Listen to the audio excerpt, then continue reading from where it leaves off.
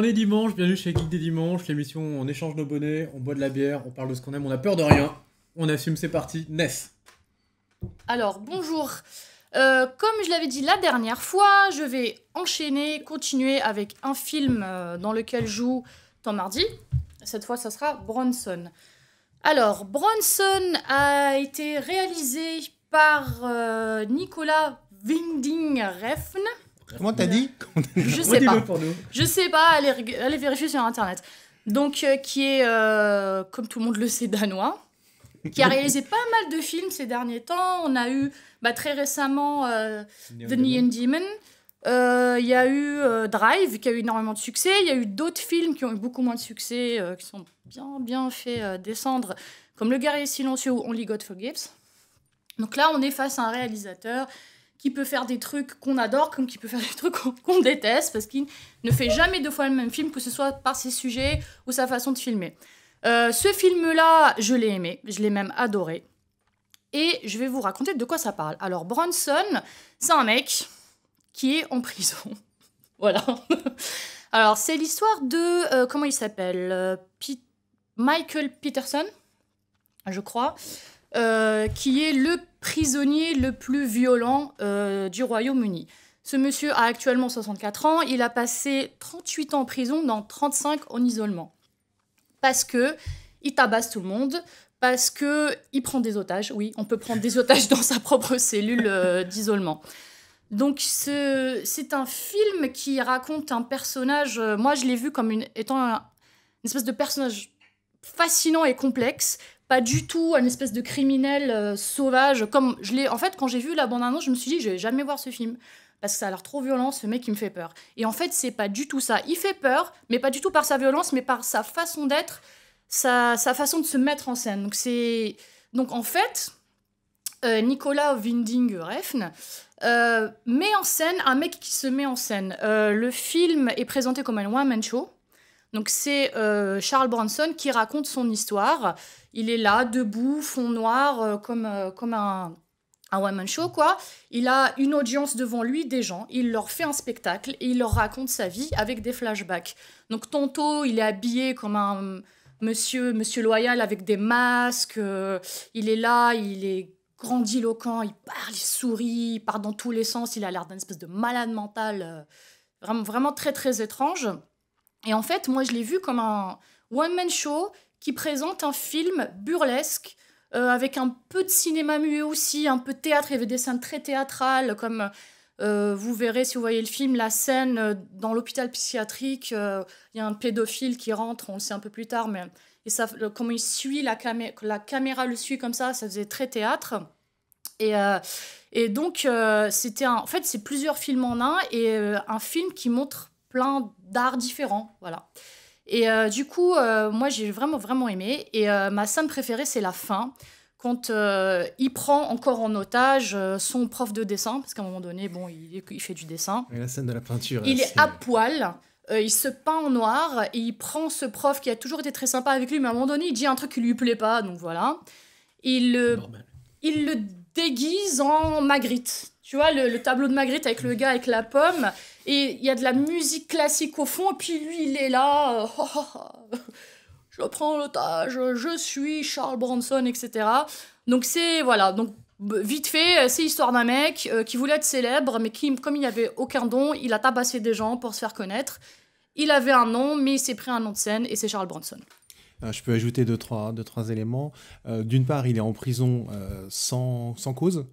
Juste parce qu'il est hyper violent. Oui, parce qu'en fait, voilà, c'est ça. En fait, il a fait un braquage, il a pris quelques années de prison, mais il y est depuis perpète parce qu'en prison, il tabasse des gens, il fait ce genre de choses. Du coup, sa peine se rallonge de plus en plus à chaque fois qu'il fait des trucs comme ça. L'autre élément amusant, c'est qu'ils ont essayé de le prétendre fou.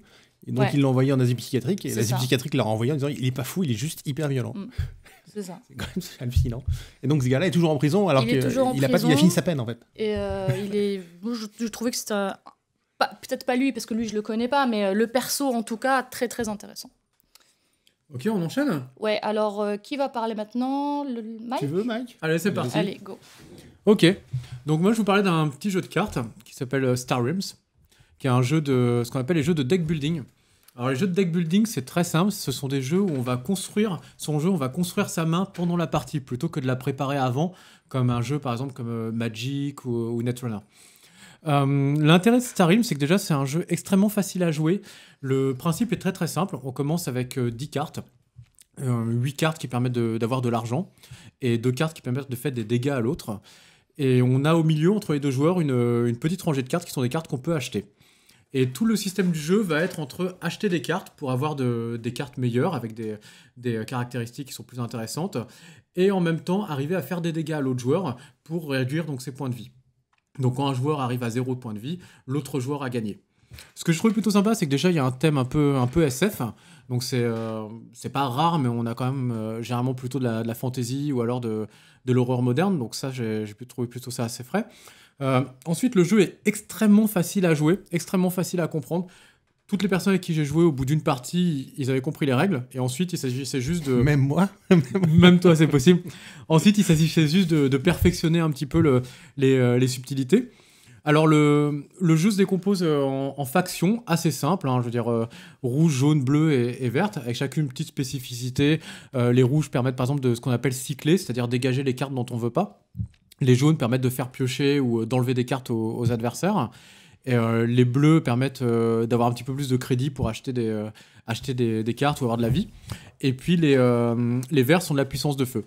Le principe, ça va être d'acheter des cartes qui ont une espèce de synergie, c'est-à-dire qu'ils vont pouvoir s'aider entre elles pour créer des nouveaux effets, tout en essayant de dégager les cartes qui parasitent notre jeu.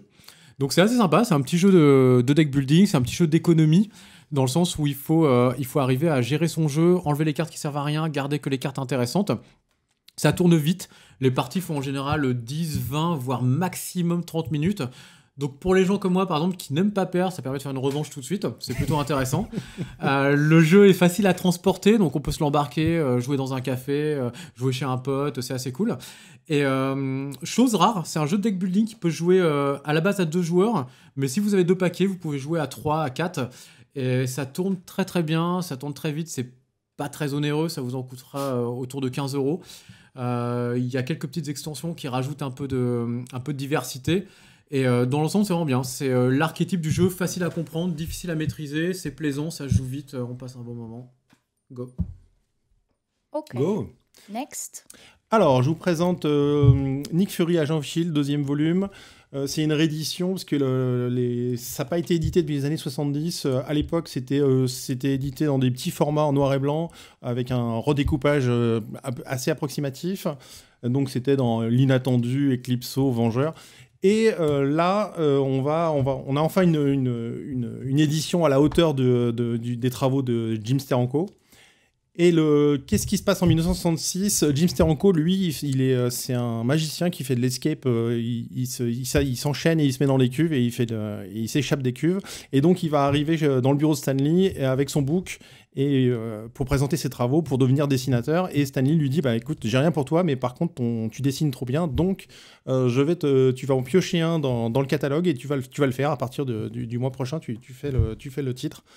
Et Steranko, lui, il a 2 idées en tête. Il va d'abord prendre la Lanterne Rouge, c'est-à-dire Nick Fury, Agent of Shield, qui est la pire vente de Marvel à ce moment-là, enfin, sans doute pas loin de la pire vente, et qui, à l'époque, est une sorte d'hybridation entre le récit de guerre et le récit de d'espionnage, puisque ça vient de Sergent Fury et les All-In Commando, qui est un récit de guerre, mais comme on est en 66, il n'y a pas vraiment c'est la guerre froide, donc il n'y a pas vraiment de guerre.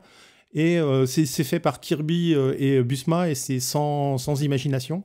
Quand Steranko arrive, qui est un jeu de dessinateur, lui, il a plein d'idées en tête et il veut refaire un James Bond high-tech. Alors en fait, il va être, quand on prend les James Bond de l'époque, on est assez éloigné avec Steranko. Il fait plus du high-tech que du James Bond. Par contre, il y a l'esprit espionnage qui est vraiment là, et c'est l'espionnage vraiment moderne. C'est quelque chose vraiment d'étonnant pour l'époque.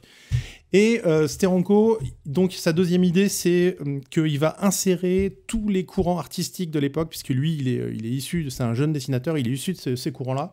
Donc, il va insérer du surréalisme, du pop art, du psychédélique, de l'optic art, optical art, c'est sur des effets visuels, du design, de l'expressionnisme, et vraiment, il va prendre tous les courants de l'époque et en faire une synthèse. Et ce qui fait que ils vont faire un petit chef-d'œuvre.